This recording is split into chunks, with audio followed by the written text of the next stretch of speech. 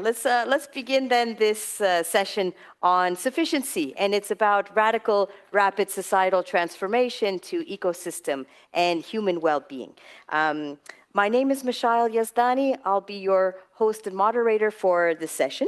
I'm a group leader here at the Urban Energy Systems Laboratory, and I am also one of the co-organizers of this Urban Futures Symposium. And it was very important to me from the beginning that we include the concept of sufficiency in a discussion about urban futures. Professor Deborah Roberts, tomorrow she'll be giving a speech on Overshoot, the urban future nobody is talking about. And in an analogous way, I thought it's also important that we talk about sufficiency, because I see it as one of the urban future solution spaces that nobody is talking about. It's something that is generally under-investigated, underrepresented, misunderstood. And so I'm honored to be able to bring together this group of exceptional panelists today. We have three in person in the room and one virtually online with us, Dr. Yamina Saheb. I will give a quick introduction to each of them and then give them the floor to spend 2 to 3 minutes to introduce themselves as well, because they can do it better than I can. So joining us online in the room is Dr. Yamina Saheb, as I mentioned. She's a co-founder of the World Sufficiency Lab, and she's a lead author on multiple IPCC reports on climate change mitigation. She's also a policy expert, and she's one of the pioneering thought leaders who brought sufficiency as a definition into the IPCC and into broader international dialogue. She's also been a personal inspiration to me and to my work as well. And so thank you, Mina, for joining us from France, because she was not, unfortunately, able to be here in person today. She's also a lecturer and a researcher at Sciences Po in Paris and a senior fellow at Open Exp. Next in the room, we'll go here. We start with Dr. Sascha Nick on your left side, my right side, who's a senior scientist at EPFL at the Laboratory of Environmental and Urban Economics, and he's also a lecturer at EPFL. He's a professor as well at the Business School Lausanne and scientific director of the Diploma of Sustainable Business. He focuses on societal transitions. If you were in a sufficiency parallel session earlier, he presented some of his work, examining also housing, mobility. He looks at renewable energy, biodiversity, climate neutral global aviation, Swiss decent living standards, and public policy and climate planning. Next we have, at least in my list here, Christina Marchand. I hope I pronounced it better. So from ZHAW, so she is a senior researcher and lecturer at the Zurich University of Applied Science. She focuses a lot on innovation in the energy sector and sustainable impact development. So thank you also, Christina, for being here. And then finally, we have Dr. Harald Desing, who is a senior researcher and a scientist at the Technology and Society Lab here at Empa. He has a background in mechanical engineering from TUM, and after gaining some experience in industry and development cooperation, he completed a doctorate in environmental engineering. Harald's work focuses largely on how to design material cycles to be within planetary boundaries and their transitions. So that is my brief introduction, but I would like to give the floor to each of our panelists to better introduce themselves and their work, particularly in the context of sufficiency. So with that, let's start with, in the room, Sascha, we can start with you. Go ahead. Thank you. Thank you very much, Mashael. I won't be long. I would just like to say that I'm I'm looking into what a better society could look like, and very importantly, how do we get there? So what would the pathway actually look like? And the pathway is just as important as the end state, and there are all sorts of reasons why we are not getting there. And the first, perhaps the most important one, is that people don't really recognize the need to go anywhere. And they can't imagine a better world. And you can't do anything if you can't imagine a better world.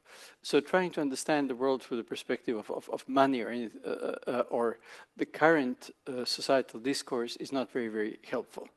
So I worked in different sectors, such as climate neutral global aviation. I worked in housing and mobility, the thing I showed before, into renewable energy and biodiversity, or even how a country could be thinking about net zero. And the most striking thing in all of these things is that every single one of these problems can be solved in 15 or 20 years with existing people, existing technology, existing energy materials, but different thinking. And without different thinking, it cannot be solved in any time frame because we're going in the wrong direction. So I think that's enough for an introduction. But since you asked me about sufficiency and well-being are, of course, the two principles on which the whole work is focused. Thank you very much. Christina, go ahead. Hello, I'm Christina. Oh, I think maybe your mic is... Okay, so thank you. I'm also interested in the same questions, but we tried in our work, to focus on the individual attitude and try to talk to people what they think about these possible changes, why they're doing something or not doing something. So we took a lot of interviews with tenants, house owners, institutional companies that are real estates, and to try to find out what are basically the attitudes towards, for example, space reduction, sharing the apartments, regulations that would force people to do something about it. And we found some really interesting results, so that, for example, mainly people are quite positive about space reduction if it's connected to also reduced rent, but a lot more cautious about sharing things, and that most of the, especially profit-orientated real estate, are not tackling the problem in any way with, for example, incentivizes switching apartments to the right size, but more doing it by rebuilding in maybe a more efficient way with smaller flats or apartments. So these were some of the results from our research. And what we would like to try to do next is to go into pilot projects with some of the actors that we've been talking to really try to see if people really walk their talk in the end and would be willing to do something. Thank you very much. Harald, go ahead. Thanks. So I approached this topic of sufficiency from a bit a different angle. And I started with very big, thinking about what is our planetary reality. So we have the planetary boundaries. And how does a material, societal metabolism system look like that is fitting within these planetary boundaries? And there we see actually that, well, to transform this, of course, we need to have priorities. And the priorities are to fulfill basic needs for everyone. And then is the question, how can we do that? And we can see that actually that will be possible, but only with a very fundamental transformation of our provisioning systems. And since then, I'm always looking at how can we accelerate the change of the provisioning system in a physical economy point of view. So do we have enough energy and materials available to do all these investments that we need to make? And also there, I think we are quite positive that we can do that. Of course, our strategies would then need to look very different than they look today. We can talk about this later. And now I'm also getting a bit more into this question of how can we accelerate society to accept this change needs to happen quicker. Very much. And sorry, sometimes I'm coughing, so I turn it off. So let's go online to Yamina as well for an introductory statement. Yes, thank you, Mashael. Thank you, everyone, and apologies for not being with you today. It's because my son is sick. But actually, my son is one of my motivations for the World Sufficiency Lab.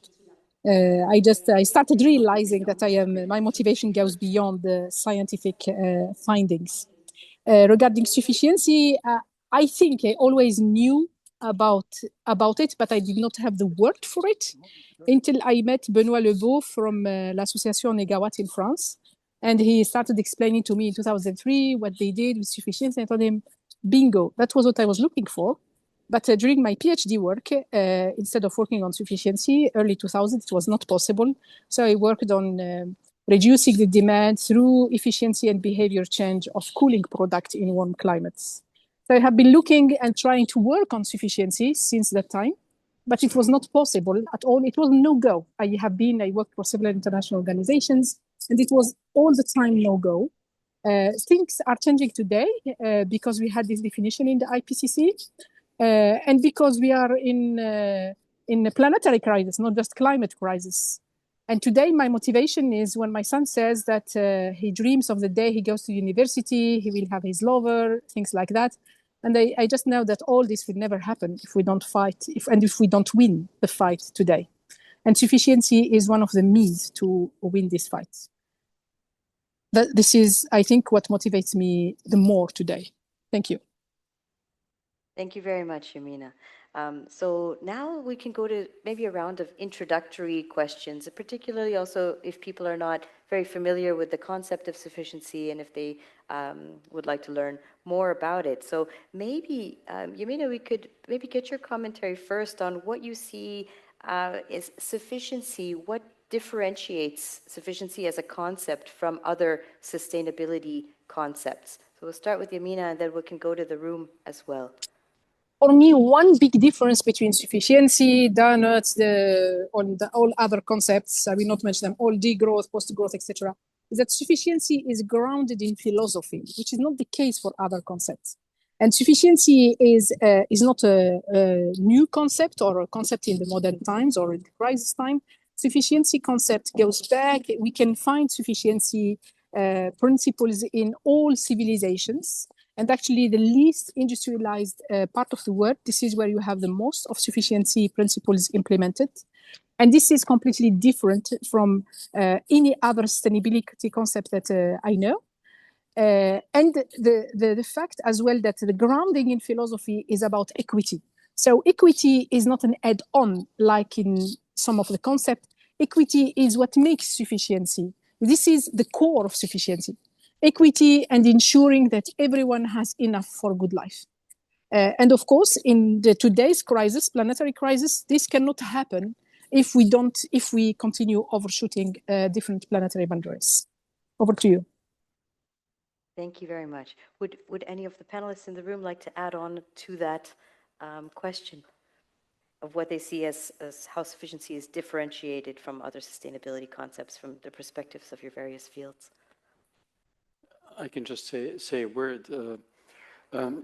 For me, sufficiency is not that fundamentally different, but sufficiency really only works at the collective level, at the level of organization and mobilization of the whole society.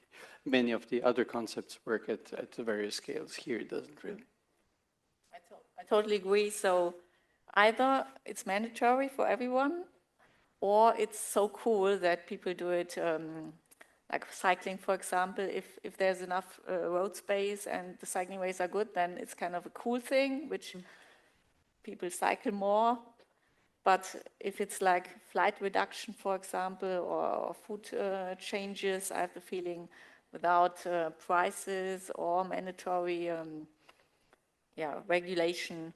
I mean, I've been trying since about 20 years to influence people on climate change, and it basically didn't work. So I'm quite not very optimistic about voluntary changes. And for me, the concept of sufficiency is a concept about prioritization, because we have priorities for the basic needs over everything else. And that is grounded very much in the justice and in the philosophical work. What maybe is a bit, the general perception of sufficiency is maybe a bit different. So it's always about the individual action and individual, the individual consumption. But I see that actually what is very important is actually the production side of the sufficiency basket, as you will, or the sufficiency economy, because all these services need to be provided somehow, and this provision is has a very large influence on the environmental outcome of that economy. Mm-hmm. If I were to ask you then, because there's so many misconceptions about sufficiency, even within the field, within different disciplines, people have different perspectives even when they claim to work within it, and that creates challenges for us to communicate with one another. What is one misconception about sufficiency that you would like to correct for our broader audience and for every discipline from your perspective and your experiences? Shall I start? Yeah, just go said ahead. mine. Yeah. Oh, sorry. Yeah, go ahead, Yamina. It's harder with not seeing Because you in I the room don't see without the eye you. contact. But let's go to you Okay. then first, and then we can jump in the room again.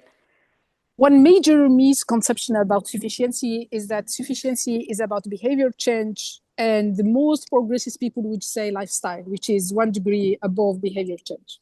Sufficiency is principle, an organizing principle of societies.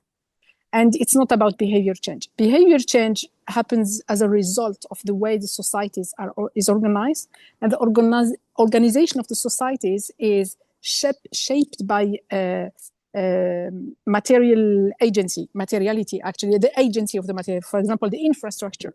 The infrastructure shape the way we move, where we live, etc. And this is, for me, one of the biggest challenges, because even if you consider Negawatt, they have been pioneer in France, then the conclusion from their work is that it comes to behavior change of individuals.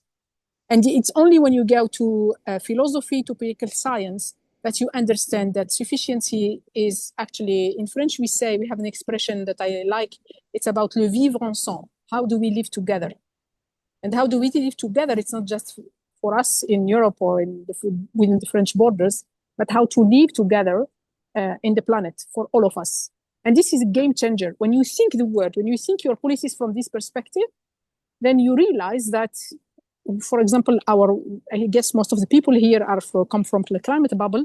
So our climate neutrality target do not make sense. They are leading us nowhere. And then you realize that you must do things differently. Over to you.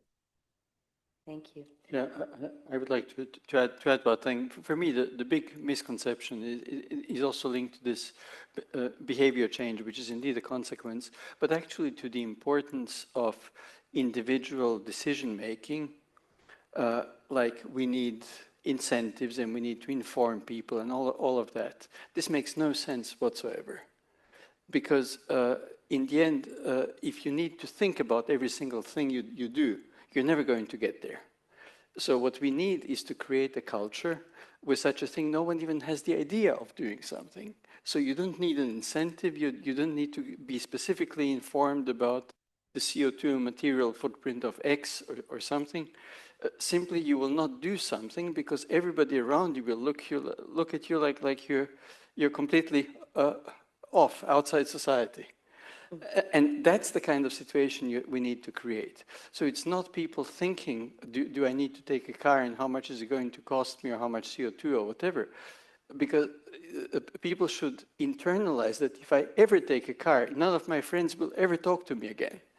It's such an absurd thing. No, so it's about So this is the kind of culture we need to create.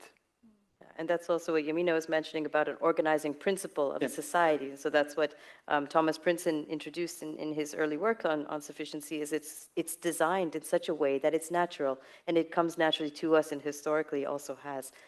Harald, you had another, you were Yes, at the beginning had a point as well. Please go ahead. I have another point, because I think the sufficiency carries a connotation of sacrifice, that we have to give up something. And I think we should actually try to work on this at the opposite, or see it from the opposite angle. Because if you don't have a car, you also don't have to care for it. You don't have to repair it. You don't have to earn the money to afford it, and so on. And so it can be quite liberating not to have all this stuff, right? So we would have more time for each other and more time for community. And I think if you can kind of bring this discussion to that level, that would be, or that's a misconception that generally is there. Yeah. What is a good life? What is a good life? Exactly. Yeah, and that's basically not reducing, not verzichten, not sacrifice, but actually getting more in the end. Living better. Living better. And also, like the example I often use is this upstream, downstream river. Like right now, often, if you want to be more sufficient or living economically or ecologically, it's like swimming against the river. But if we turn it around and swimming with the river would be easier, then everyone would kind of do it, I think. Right. And the big challenge is how do we then come to this cultural shift? So we'll get into that as the implementation, actually, sufficiency. Maybe just one last introductory kind of point question, which tags on to what you said, to help our audience also to imagine what this concept looks like. It's helpful to ground it in concrete examples of what does it mean for a sufficient society, what does it look like where you're living with less resources, but you are living better? And so if you're able to help give that visual of a concrete example of what sufficiency looks like in the real world, to open our minds to the possibilities that we haven't imagined before, whether that's another type of living arrangement, or working less to spend more time with your family. I mean, imagine that if we went to all 4-day work weeks and we simply consumed less and we just spent more time with one another. So these are kind of concepts that I wanted to ground it from your different experiences. So perhaps we can start in the room. We could take maybe 2 speakers on this, if anybody has a point immediately, or shall I pick on? Think of housing. You could think of housing like you have a right to vote.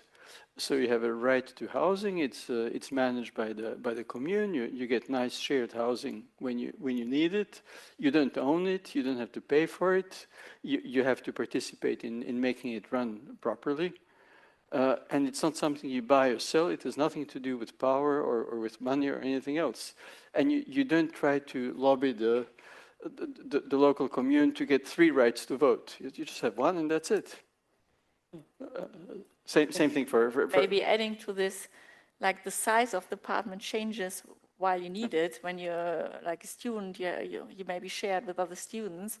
If you're married with children, you get 4 rooms maybe, but then it's reduced and you can switch within a foot distance to an apartment that actually fits, again, the need of elderly people or whatever. Or, for example, I'm in a cooperative for food, and instead of going to the gym, I go into the field and work for my food. And also, it's really nice to get in connection with the soil and see how it grows. So this is, while reducing the transport distance and everything, it gives me pleasure to earn my food, basically. And builds community at the same time. So you have these connections that you don't value in terms of a quantitative energy or emissions measure.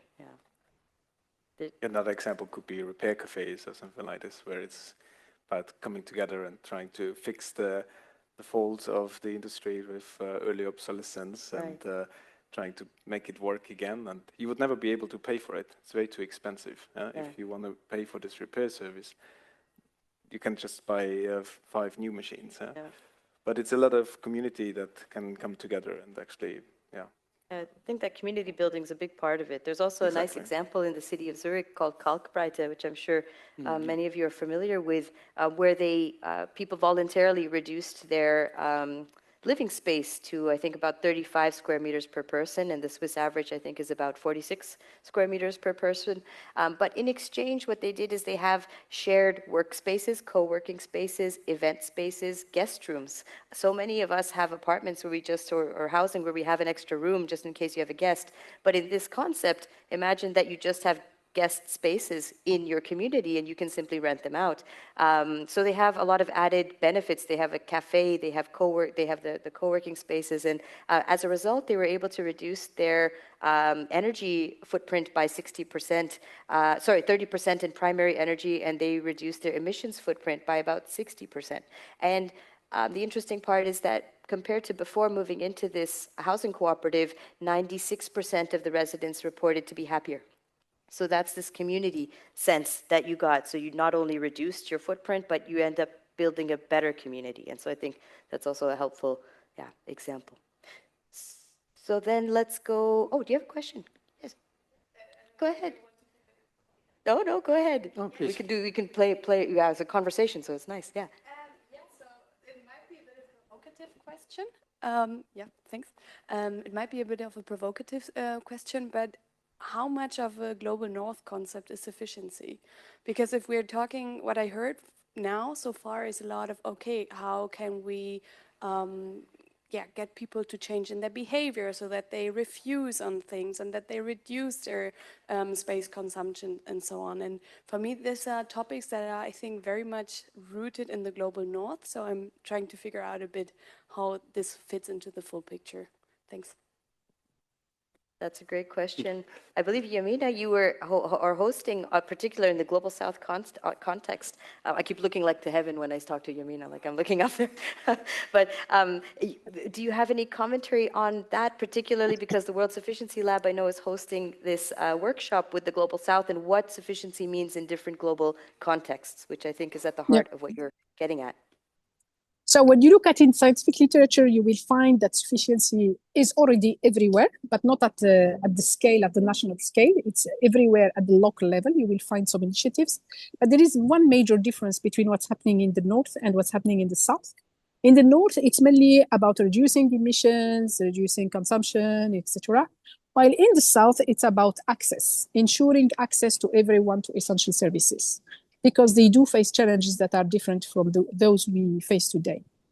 Regarding the workshop that Mashael mentioned, it will take place the 1st and the 2nd of October at Sciences Po, but I think it will be hybrid from what I remember. And after this workshop, we will know more because we have colleagues from the South joining us we will learn from them about sufficiency in their context. But beyond that, beyond what we find in scientific literature, what we know is that the first country in the world to embed sufficiency in its policies and economies, and the economy is Thailand. Thailand developed in the 70s what they call philosophy for sufficiency economy, and it was implemented, introduced in the policies 20 years later.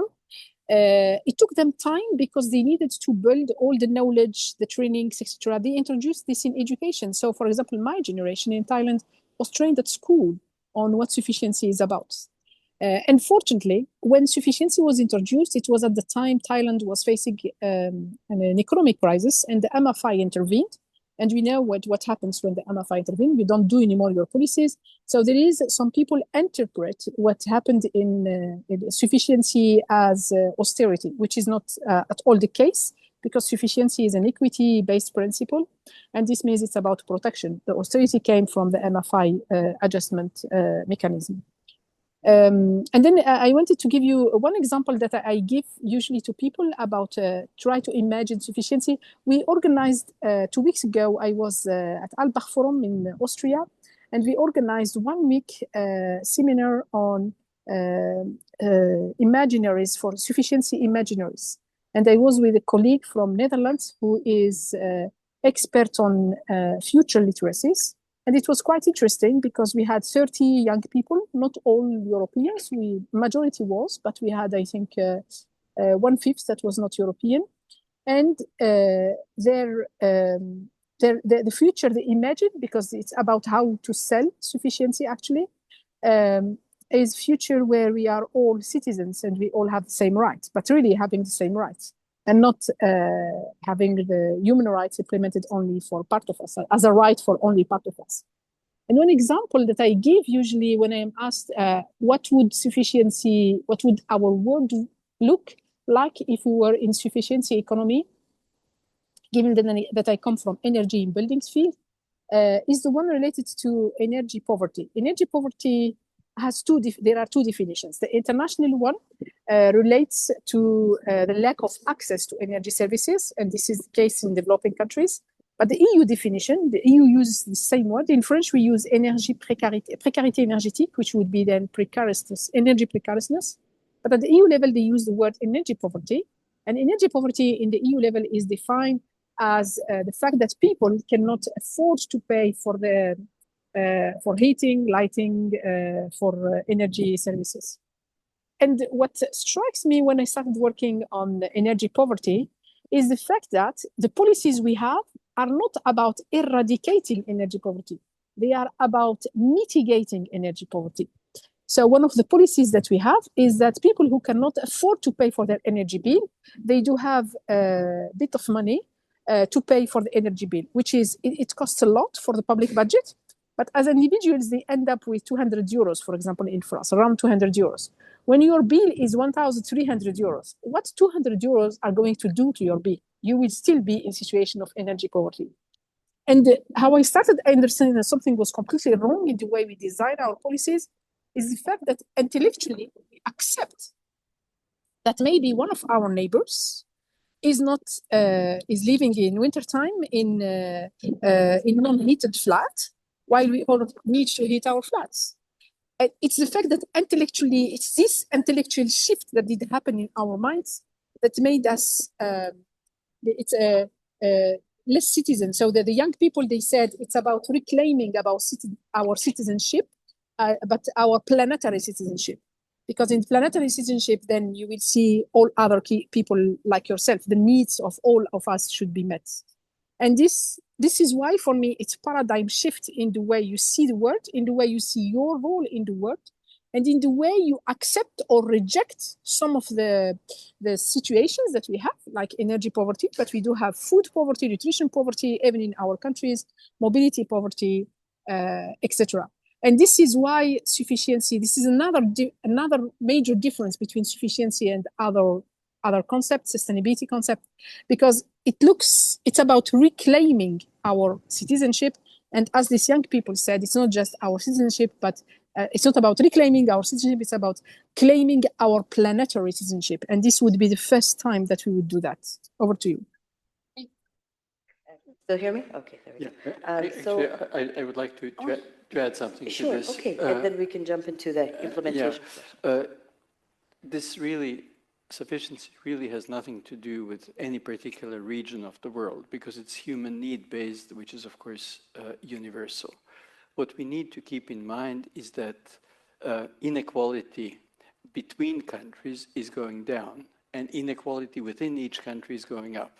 So in every country, you have extremely poor and extremely rich people. In Switzerland, you don't have extremely poor people, but other than that, and Switzerland is really very much an outlier. And of course, sufficiency, however, is still extremely urgent in different countries for different reasons. In rich countries, because of the absurd overconsumption and overpollution, and in poor countries that are not overconsuming, collective provisioning for sufficiency is probably the only way to meet human needs within a reasonable time frame. Thank you so much. So now I'd like to... And I just quickly add, I mean, there's a lot of studies that the footprint of rich people very much depends on income. So if you just basically don't say per country, but per income, you will, in every country, you will have people that should be more sufficient and people that should be less sufficient. So rather base it on income, and then you're probably more correct than base it on countries. Thanks a lot for your various inputs.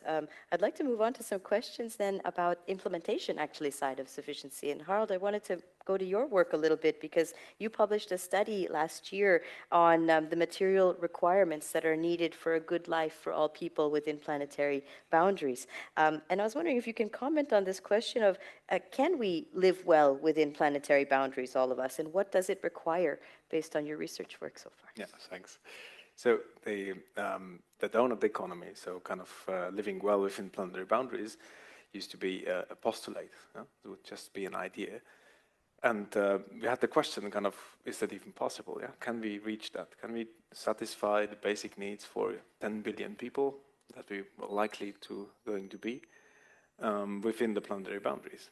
Yeah? And we found out that if you just do sufficiency, so everyone lives just on the basic needs, with the current system of production, then we are not going to make it, right? So we need to have this transformation of the provisioning system, and only then we can actually go down to within planetary boundaries. And the most urgent transformation in the system is the energy transition, and the second most urgent is the transition in the agricultural sector.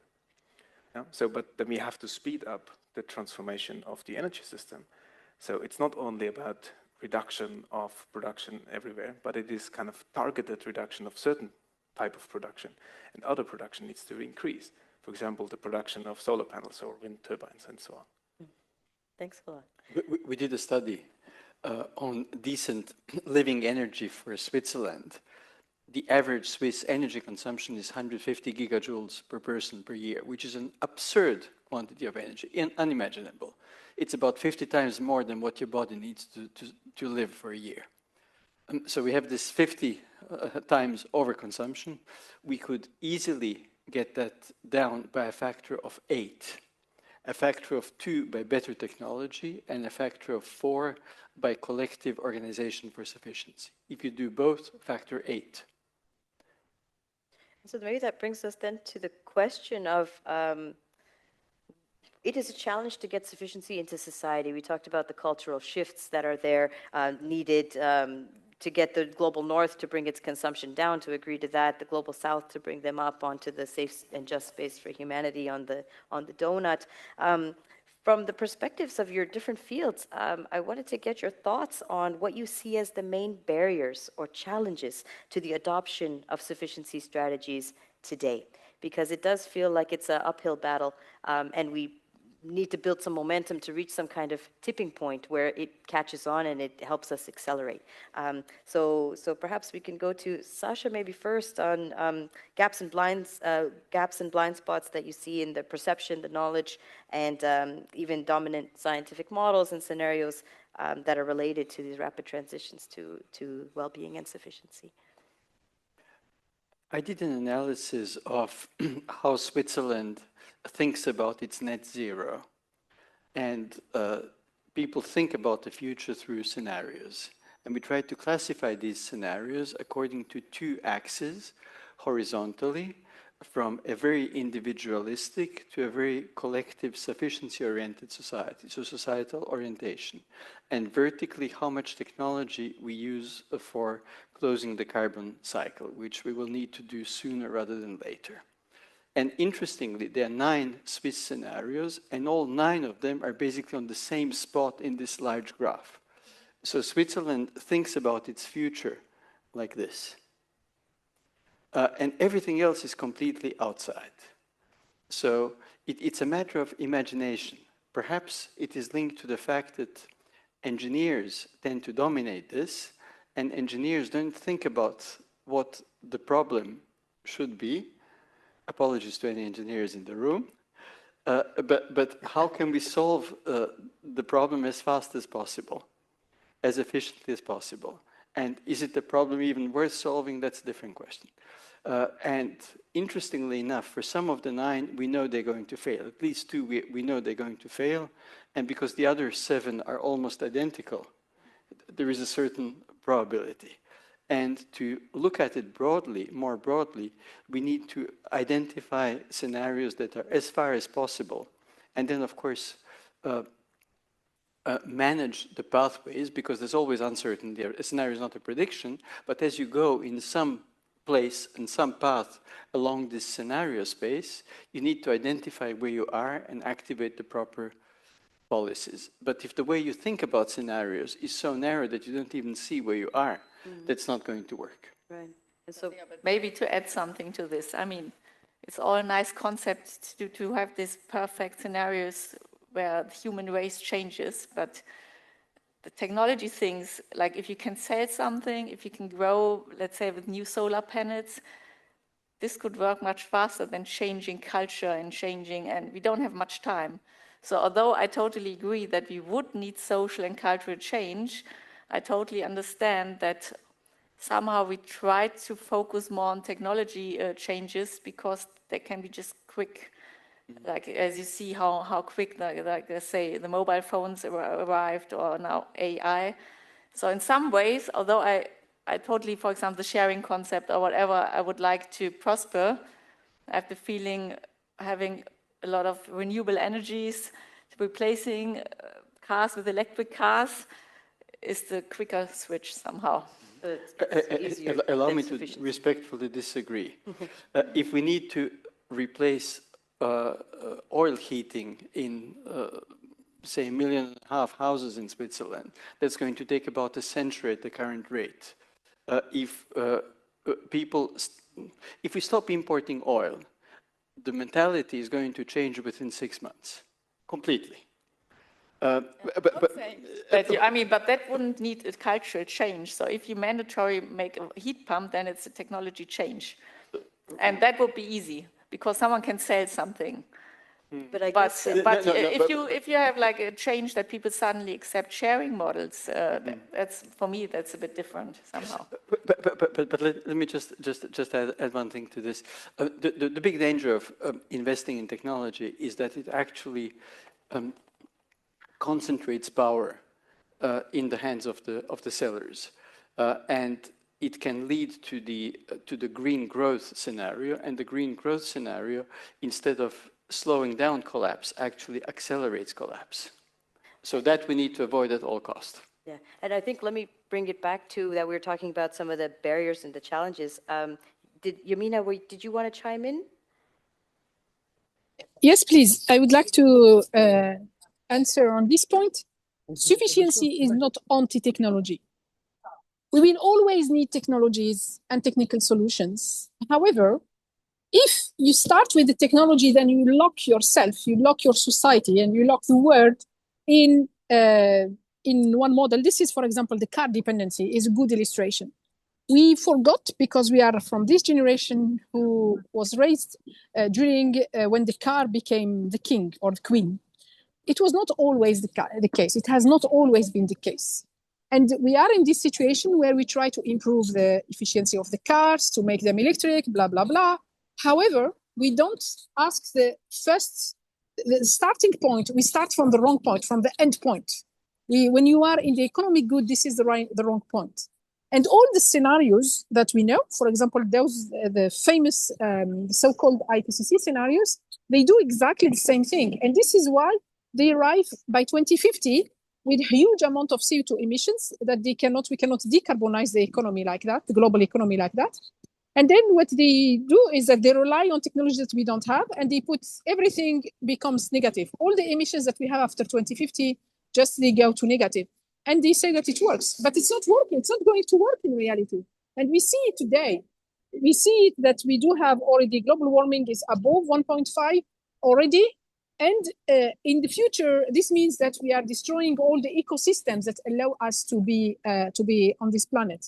And that's why not only that we need sufficiency, but also we need to make sufficiency first, because by making sufficiency first, you avoid upfront the wrong solutions. So car everywhere, individual cars everywhere is the wrong solution.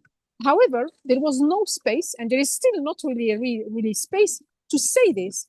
And regarding your question, Mashael, today we are discussing, you are organizing a panel on sufficiency. 20 years ago, this would have never happened. It was impossible to do that. So when Negawatt published their scenario in 2003, everyone was, what's that? And they got labeled with plenty of wrong labels. And there was no discussion about that. Today we discuss it. And regarding the barriers is to bring sufficiency to the scientific, public, and policy debate. In the scientific bubble, if you consider the IPCC as the main source for climate science, so it was very, very difficult to discuss sufficiency within the IPCC. And it was very difficult to keep sufficiency in the report. In the last minute, we were frightened that the word will be removed and the concept will be completely removed. And it was brought back, regarding the question that we were asked before, it was brought back thanks to the intervention of the Indian delegates during the negotiations. This is why we have the word in the summary for policymakers. So the first barrier is all those people who are experts in all these issues, in sustainability, etc., who are locked in. We are locked in. As experts, we are locked in one way of thinking. We do suffer from groupthink. And the first thing, this is for me the main barrier, and this is why within the Sufficiency Lab, we do have Sufficiency Academy to help people unlock themselves. And then we must push to have it in the policies, because today when we talk about sufficiency is not in our policies. For the sufficiency, the EU Sufficiency Gap Report, there is none of the EU binding instrument includes any measure that could be considered a sufficiency measure. Can you imagine? And we keep saying that we are climate leaders. We are not climate leaders with this, because we are not decarbonizing and we are not changing anything. And we end up by the end of the century with a huge amount of CO2 emissions that we plan to send somewhere in the south. So we are just doing the same business as usual. But when we talk about business as usual, we usually, scientists use this expression to say, to label what the industry is doing. But in reality, as scientists, we have been for a while doing business as usual. And any technophile approach only is business as usual. But I repeat again, sufficiency is not anti-technology. We will need technologies, but not necessarily those we have today, if we start by first thinking about the world from sufficiency perspective. Over to you. That was nicely. Is this not working? Into the question of actually, how do we then? You've touched on it now a little bit already in your answer, Yamina. But how do we shift from incremental impact in the sufficiency domain to a world where we pass some tipping point, where sufficiency is a lever, an acceptable lever towards rapid adoption and acceleration of our transformation societally. So I would like to get your thoughts on what it's going to take, in your point of view, from this to have this shift from incremental change to rapid acceleration. Where is that tipping point? How do we get there? Maybe I can say a few words on this. It's kind of, I try to look at this problem from a very physical point of view. Yeah? So how can we accelerate this change, considering how much materials and energy we have available at each time step? Yeah? And it shows that actually we can do a very rapid change globally. Yeah? That would not be the problem. So technology is not limiting us. Yeah? We would have the capacity to do it.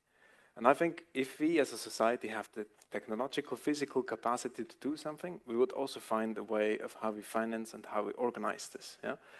And this is, I think, the critical part. That was one of the barriers you have referred to earlier in the previous question. I think that the barrier is that we don't think about kind of how can we envision a socioeconomic system that can deliver what we actually can deliver, right? So we are blocking ourselves in a sense. Yeah? And towards tipping points, I think we should rather think of the problem of the needed investments that we have to make as a collective, also as a collective benefit, yeah? Something that we all share and that we can all benefit from, so that we are not locking us into some injustices that are present today. Yeah? If we keep, for example, the house ownership model as we have it today, and we rely on people installing solar PV panel privately, then you have to own a house to be able to actually do the investment, right? So it's kind of benefiting those who already have. But if you turn this around and we say, okay, well, maybe if we think this as more as a commons idea, and we share this resource and we also administer this together, then this could become a different way of how we organize this. And they could actually roll out the transformation much quicker than we can do it in the current way. I think this is wishful thinking. I mean, look around. Look how societies change right now. They change backwards. You see all the signs, no, they want to take my car away. Now, this is how FDP and SVP now vote against the climate Abstimmung that's coming up. I mean, this being scared of things taking away from you is just so strong that I have the feeling we discuss. I mean, certainly I'm totally for sufficiency, but somehow we are in the cloud and not addressing the real world problems of people not wanting to give up things. But that's why I said previously, I think we should have a framing more away from the sacrifice notion. Yeah? That this is actually a sacrifice. And the second thing is that it's not a majority. If we were really in a democratic system and the majority could vote on what would be beneficial for us all, yeah, then this is maybe 20, 30, 40% of the people who are against this change happening. But maybe the majority would be for the change happening. Yeah, actually, if I can add to that, what is really blocking change is a very, very small number of people. It's a few dozen per country. It's perhaps a few thousand worldwide. The most important group is, of course, fossil fuel industry, but that's not the only one. If you can move to real democracy, if you put people in a room, you shut out fake news, because for the duration of the deliberation, people come up to very good and meaningful recommendations. I have organized 9 citizens' assemblies precisely on this topic. and they all worked and converged onto something really interesting. I would just like to add one more thing. The way people think about cost is completely wrong. The question is not how much something costs. Society has a certain number of resources. We have a certain number of materials, buildings, we have a number of people, etc. And society should collectively decide what those people do every morning, every afternoon, etc. It doesn't cost anything. Those people have to eat anyway. So if we have people who renovate buildings or people who produce food, it doesn't cost anything. We have to feed them. We cannot imagine any reasonable scenario where we stop feeding them. So obviously, they're going to get resources to do what they have to do. The question is just, what are they going to do? Are they making some business profitable for some guy who already has too much? I mean, what's the point in that? Why do we tolerate that as society? So we really need to rethink at this level. And it's not wishful thinking. As a matter of fact, this is the only way to undermine any power that the extreme right in Switzerland and other countries have. Without that, we are not going to get rid of them. I think that very much goes to the importance of participative, democratic approaches, because if we had, as you say, legitimate democracies and if people are truly involved, I think the natural emergence is a society that's healthier, that the concentration of wealth and power in a few, in a small number of people doesn't determine the fate of the rest of us. And so I think that that's maybe perhaps easier said than done, but it's definitely one of the barriers, going back to that point of why it's difficult to implement something that most people would actually agree with in principle and benefit from, but it's difficult to overcome the status quo, I think there, and because it does not benefit the status quo and the concentration of wealth. Which brings us then perhaps to the equity issue as well. Sufficiency at its core is about equity, as we've been discussing. And Sascha, you talked about the issues of affordability. So some of the questions that come up is, who would bear the cost of this? Would it be the poor who are, if it's misused, this concept, are further prevented from living a decent standard of living, while the wealthy, make, small, safe face-saving measures? But can you comment on the equity challenge and the cost of who, can we afford it? Who bears the brunt of the cost based on your work? Of course, equity is what will give legitimacy to the whole thing. So equity links to multiple human needs. So if we want to satisfy human needs, we need to take this into account, but it also gives legitimacy to the whole thing. Now, why should we have poor? Why should we have rich? Why would we allow people to accumulate resources at the detriment of others? So this is the kind of thinking we need to be at. And of course, you could say, well, let's redistribute, let's tax the rich and give it to the poor. Perhaps. But that's what we are unsuccessfully trying to do. And people try to find all sorts of loopholes to reverse it. Instead, why don't we remove important sectors of society from the market?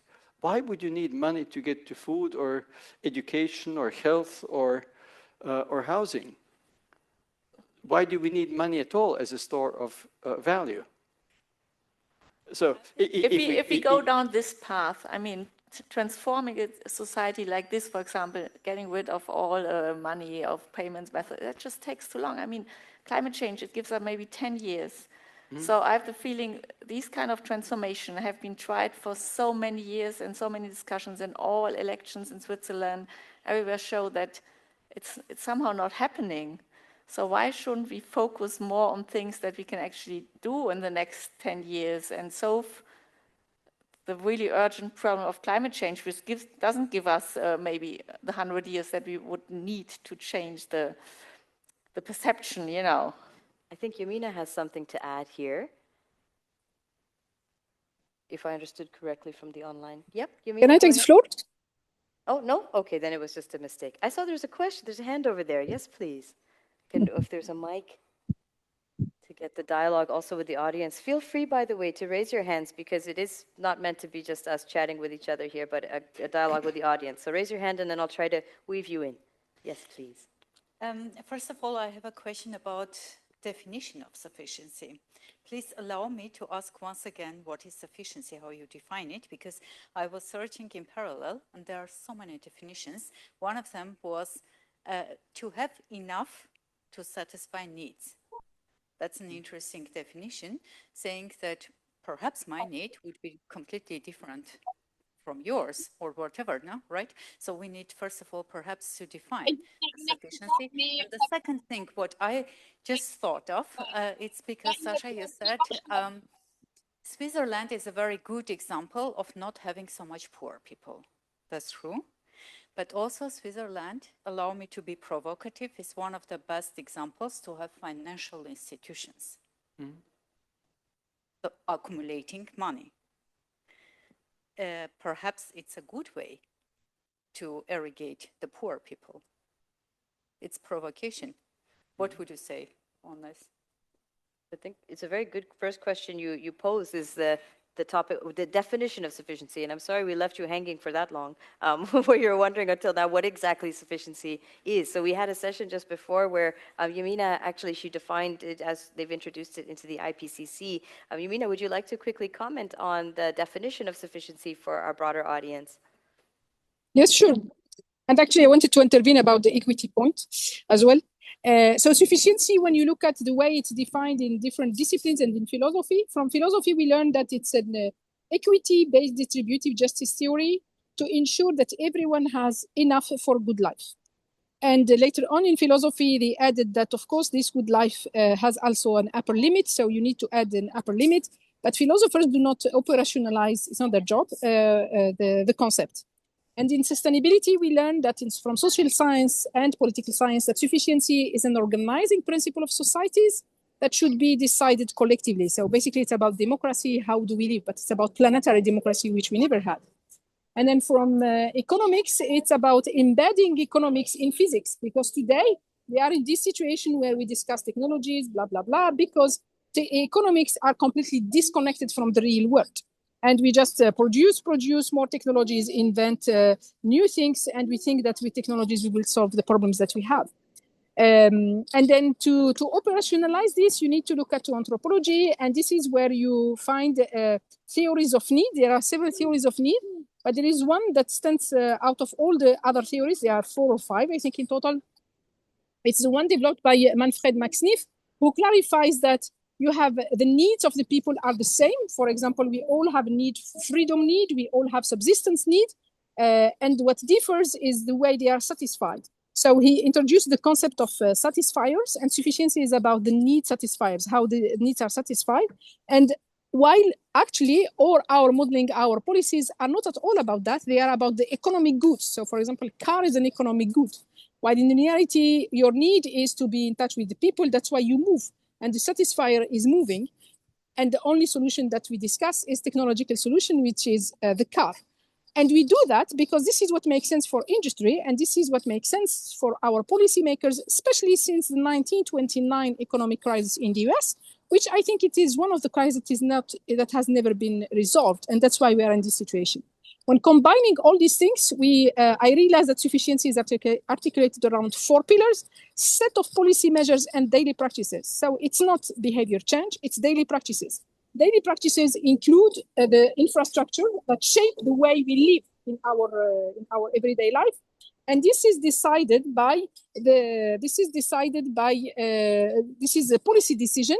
And of course, if we decide this democratically, then we will not go for SUVs for everyone, because this is a no-go option from environmental perspective.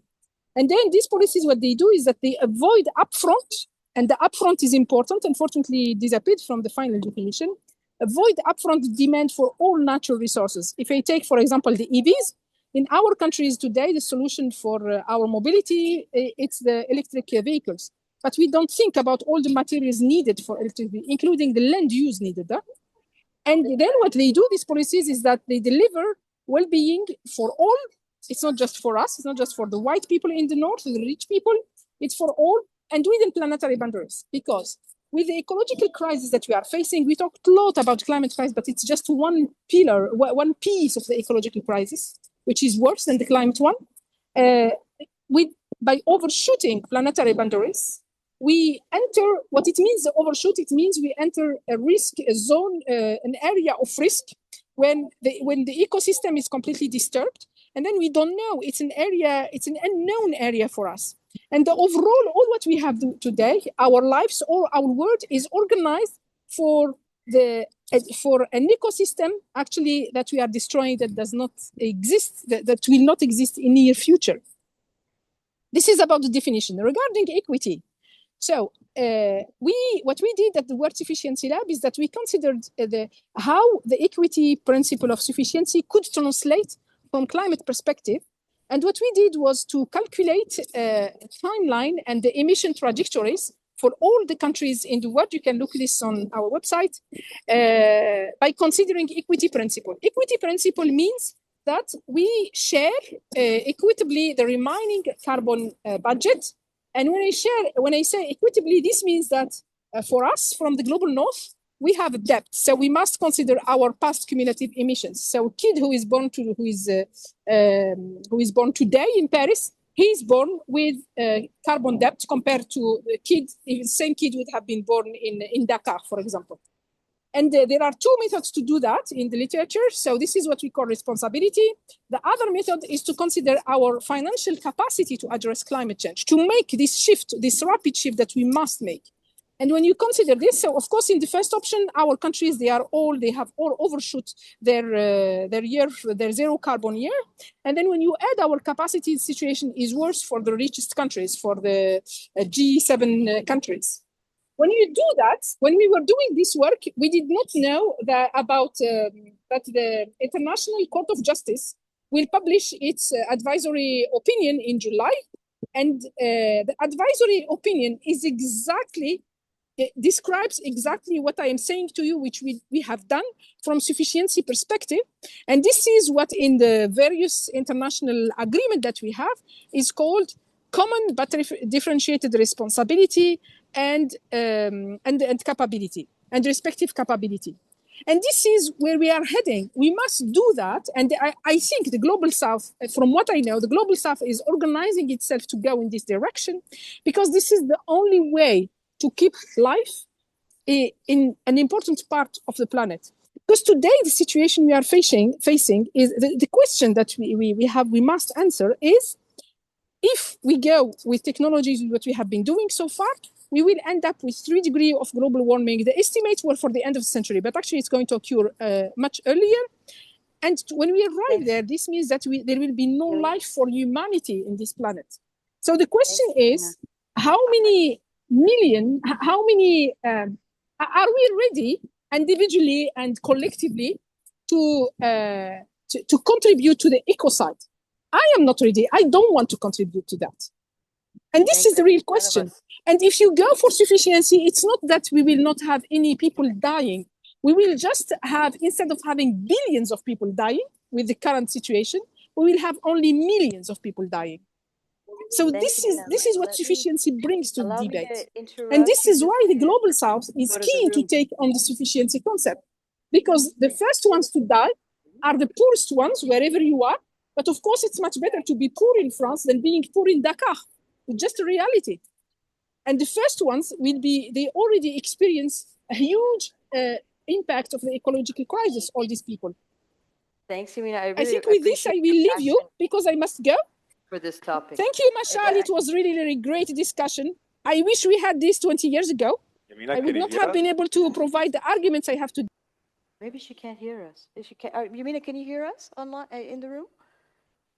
I think. Okay. Can she? Okay.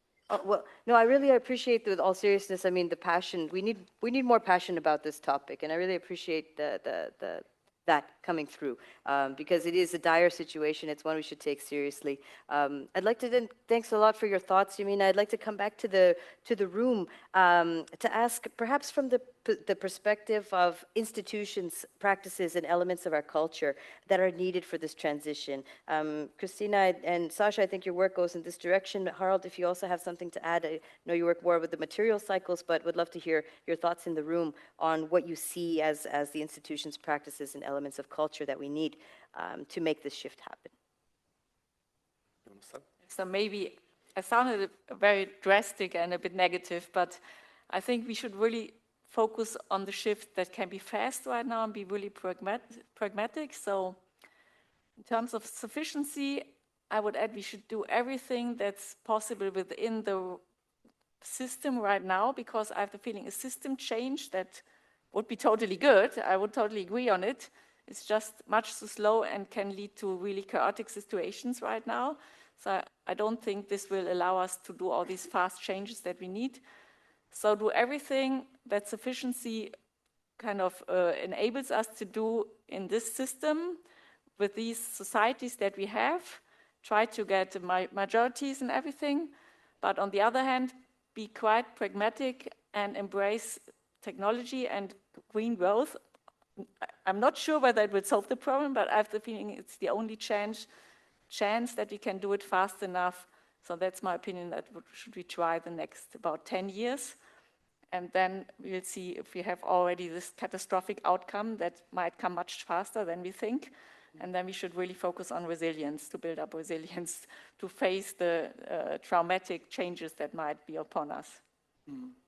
For me, the probability of getting there within the system is about 0. Right. And if you want to change somewhere, it's a combination of a few very high-level public policies. For example, a building moratorium for 100 years in the whole country.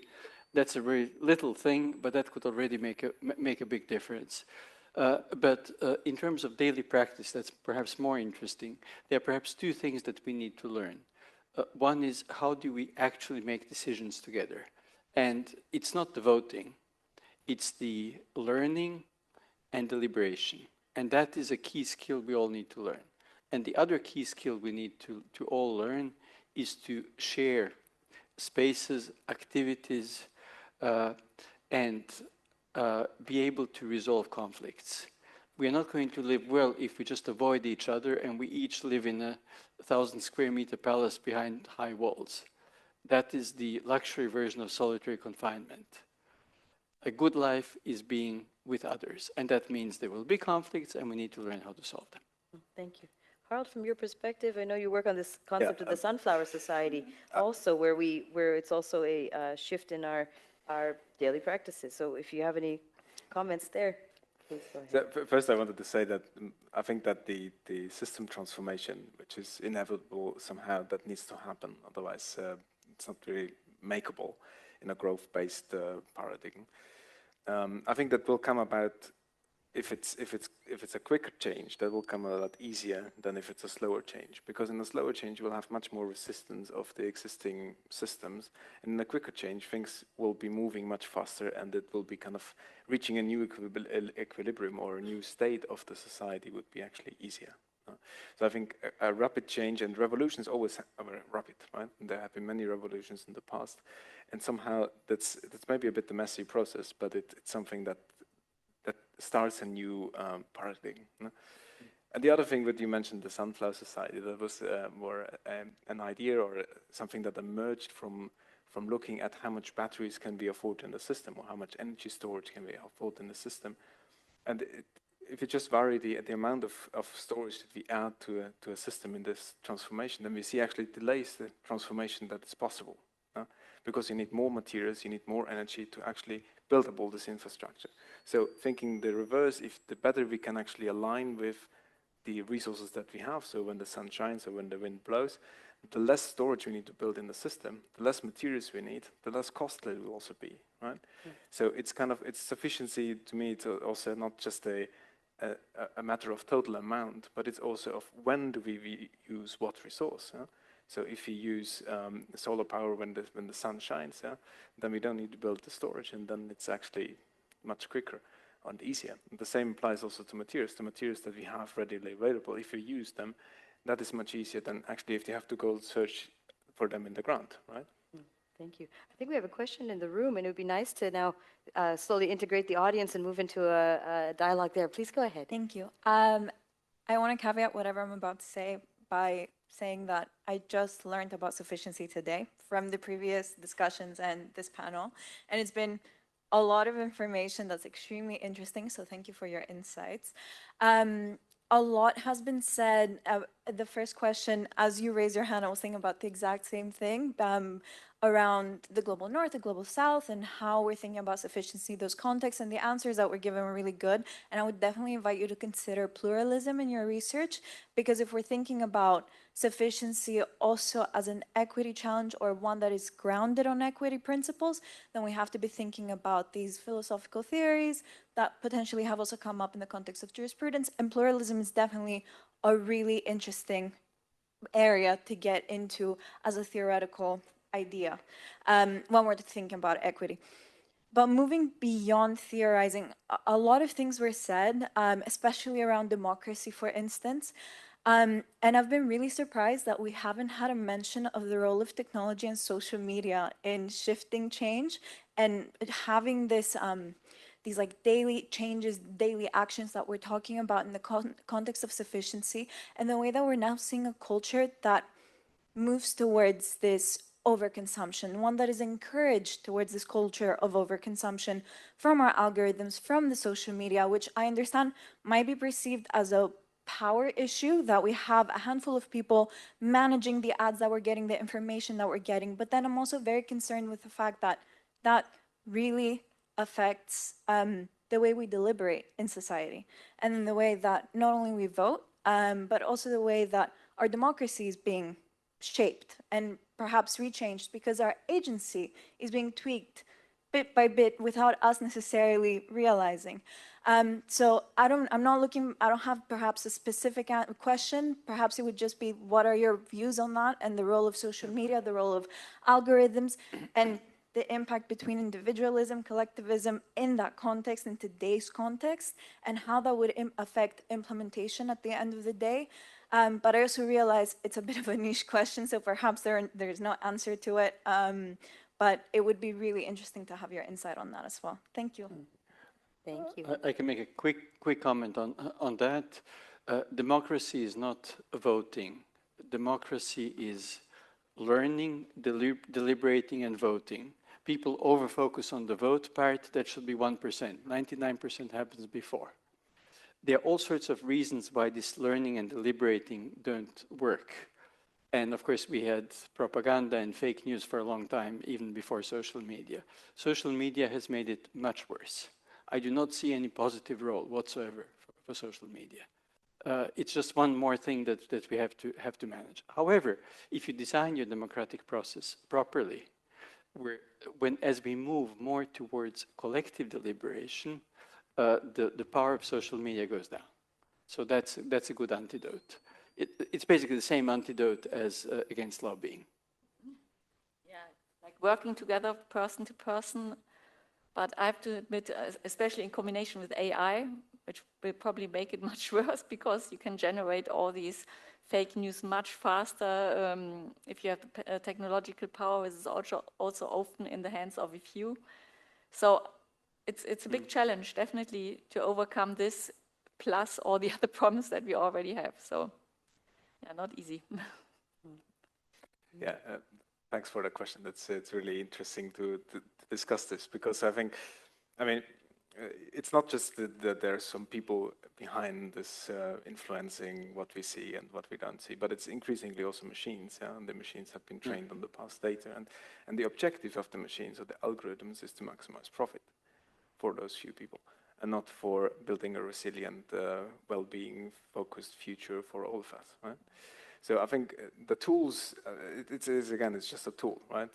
But we're using it kind of for a different purpose, or for the wrong purpose, you could say.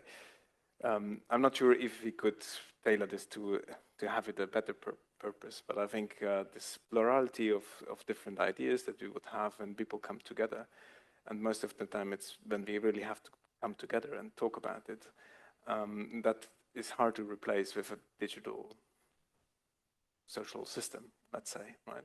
So I think we should rather come more together and discuss ideas, and the more ideas, the better. Yeah?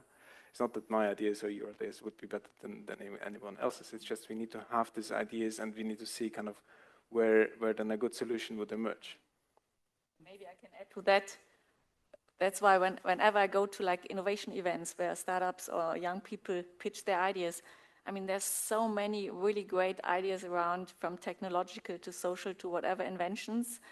And it's always amazing how much hope it gives me. Let's say just recently, a new battery that uses really much less toxic or less abundant stuff. So there is hope that we get more of these batteries that we need, that we get more efficient solar cells, and so on and so on.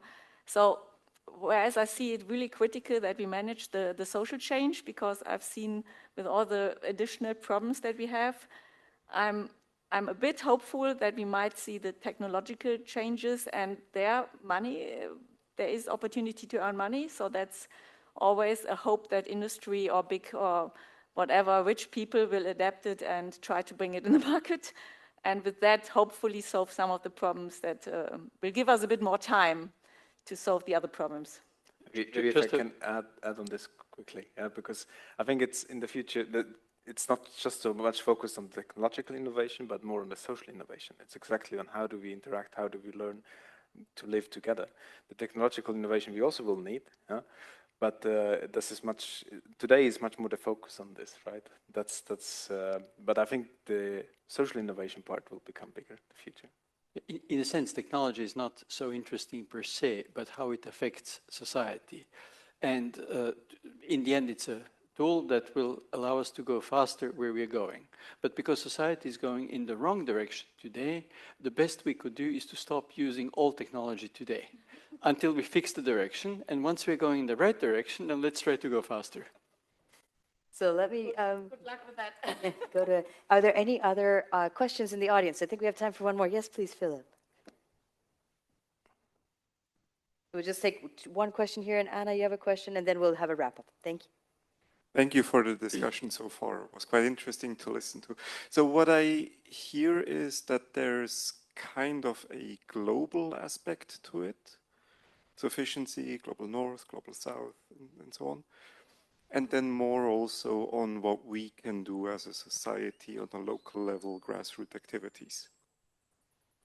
And that there are different dimensions to it, so that we have habits that potentially need change, we have technological basis which is installed that potentially needs changes, and policies that potentially need changes to enable a more sufficient, efficient, etc. future.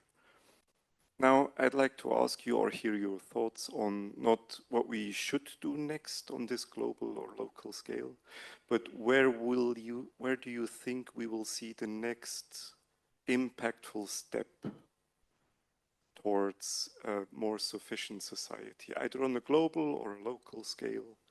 I was wondering, where do you see development? What will we see next? Where do you see the gears turning? Is there anybody who'd like to go first? I will give a quick answer. A good version, I could think of many bad ones, but a good version would be that we experiment and we implement at a small scale, say one neighborhood, a few buildings, one city, one commune, a few great things. And we have a lot of good suggestions to make. And then people say interesting, etc. And then 2 years later, 4 years later, 6 years later, we see major elements of collapse. So things start going really bad. That will create the pressure, hopefully, to say, what were the things that were actually working in the past few years, and let's do a lot more of that. That will be a good future. Maybe I add, yeah, we need these collaborative projects on local levels to build up resilience, I think, and to showcase and build up hope that we can solve some of the problems, and then maybe extend it globally. But I also agree that we might need a catastrophe to kind of get that interaction. Yamina, do you have any inputs as well online? So we can't see you, so it's a bit hard to, without the eye contact on that point. Ah, she dropped out. Okay. So go ahead, Harald. Okay. I think it's also, again, coming back to this question, what is global north, what is global south, and so on. And I think there's a big chance, actually, for countries or societies that have been disprivileged in the past to lead the way, because they are much more adapt to a different way of thinking, and they are kind of coming from a different angle on this. And I think that would be also something that, next to experimenting now here, where we have the capacities to kind of change the way of thinking of how we govern the resources, the common resources that we have, to build actually the future that we want to go to. So it might not be the rich countries or the rich people who lead this necessarily. So let me go to one last question then in the audience with Anna. Thanks. I'm a bit, I mean, I understand now the concept of sufficiency. I understand that there are major hurdles, and I see that there's a lot of work. Okay, how can we progressively get there? But I'm more interested in the very radical steps. So if you were now to just say, okay, we can implement something just right now, it might be very radical, but what would be the most efficient measure right now, for example, at the neighborhood, at the national and at a global scale? So if you get to pick one measure each. Well, I have one, but this is a proposal. So we have been thinking of, for example, that to push the energy transition forward, the most fundamental thing that needs to be rolled out is solar energy, basically on all buildings in Switzerland or worldwide. And we were thinking of, well, if you leave it to the market, then this is quite slow, right? But if you see this as a public service, then it could be very fast. And I call this a solar basic service. I'm not sure if this is a good way forward, but it's one of the ideas, a plurality of ideas that we can discuss, if we want to kind of explore that. Because if solar energy would be kind of for free to the people, many other things could happen afterwards. You would have energy to also decarbonize the heating or the mobility sector and so on. Yeah, that's just one idea. Maybe if I can have two. So if we work within the money system or economic system that we have now, if you internalize all external costs in a real way, I think we would see change really, really quickly. If you can abolish the system, I would also totally agree that we have a source base, we have resources, we use them as common sense would give it, and then we could just make all the solar panels that we need because it would make sense without having the economic system behind it. But let's say within our system, the costs, making the real costs would probably solve a lot of problems. If I had to imagine a measure that is going to destabilize the existing system very quickly without killing people, I would stop importing fossil fuels into Switzerland. Like within 2 or 3 years, you go down to zero. That will break down all the existing structures of society, and that will give enough time to people to organize differently. So the crisis point, basically. To accelerate. Switzerland, no one should have fossil fuels anymore, in my opinion. I think the problem is that global food systems will collapse if we got rid of fossil fuel overnight. So I think that we have to transition or transform ourselves out of it. We're just about out of time, so I just wanted to open the floor. If there's any last remarks that you'd like to give, any thoughts that you wanted to add that you didn't get a chance to yet, please feel free, and then I'll just wrap it up with a few words. So, although I sounded very dire, I mean, if you're in the middle of the ocean and you're about to sink, you will still swim. So I would advise you all still swim and try to do the best, but try to go out and practice and don't stay too much in theory. We've seen a lot of theory today. Go into your community, see what NGOs are there, really get into action, talk to people. That would be my advice to each and all of us to get forward in this situation. Thank you. Harald? Well, the famous last words. No, hopefully there's not my last words. No, I think we should try to experiment more and have more ideas, also radical ideas that are very outside of this, what Sascha said, on kind of looking just at one possible trajectory for the future, exploring outside and then see kind of where, what might emerge as a good strategy. And from my side, I would like to invite you, if you have ideas, what we could test at a small scale, if possible with some kind of democratic governance, or if you would, even before testing something, just if you want to organize a democratic deliberation on some topic, please write to me. Perhaps we can do something together.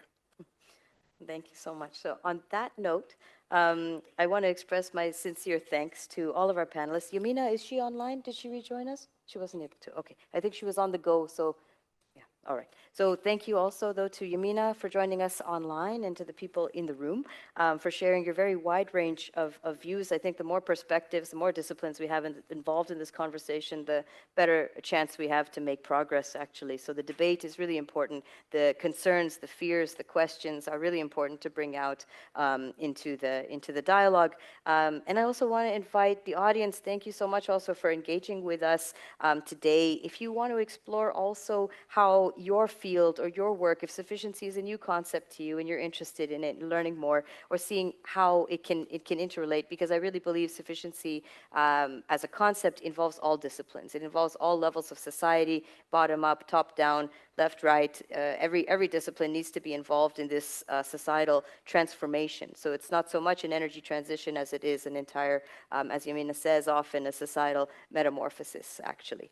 So if you're based in Switzerland, we are starting a Swiss Sufficiency Lab as a nonprofit think tank, which is a national node of the World Sufficiency Lab. I welcome you if you're based in Switzerland or not even, to engage with us. You can reach out to me. With the World Sufficiency Lab, there's nodes that are developing all around the world, so wherever you're from, please do look up if there's a chapter developing. If not, and you are interested in working together with that, you can also reach out to the World Sufficiency Lab, so feel free to reach out to me or to Yamina as well, who's a co-founder of the World Sufficiency Lab. So finally, I'd like to please join me in thanking our panelists with a round of applause, but I would also like to thank you, the audience, for being so open, for being curious and willing to lean into a conversation that isn't always easy or comfortable, but it's deeply necessary. So a round of applause for everybody here. Perhaps also special thanks to Mashael for leading this, and whoever is staying for dinner, let's continue the debate. Thank you so much.